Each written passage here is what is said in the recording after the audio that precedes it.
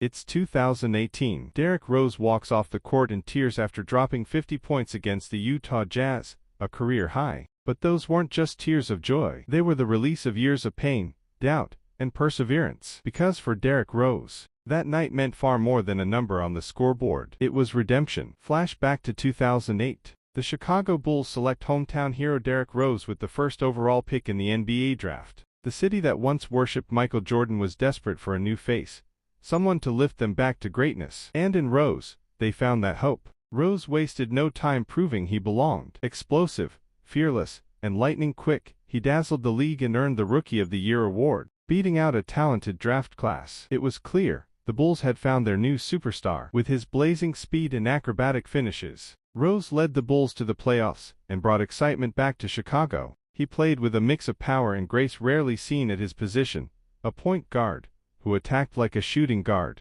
and soared like a forward. Then came 2011. At just 22 years old, Derrick Rose became the youngest MVP in NBA history, beating out LeBron James and leading the Bulls to the league's best record. He wasn't just a star, he was the future of basketball. Chicago was dreaming again, but everything changed in an instant. During the 2012 playoffs, Rose tore his ACL. The injury was devastating, not just physically, but emotionally. And it was only the beginning. The same athleticism that made him unstoppable also became his downfall. Every comeback seemed to end the same way. Another injury, another setback. From the Bulls to the Knicks, to Cleveland, and finally to Utah, where he was waived before even suiting up, Rose's career seemed over. The former MVP had become a role player fighting just to stay in the league. Then came that unforgettable night, October the 31st, 2018. Now with the Minnesota Timberwolves, Rose exploded for 50 points against Utah, the same team that once gave up on him. In the post-game interview,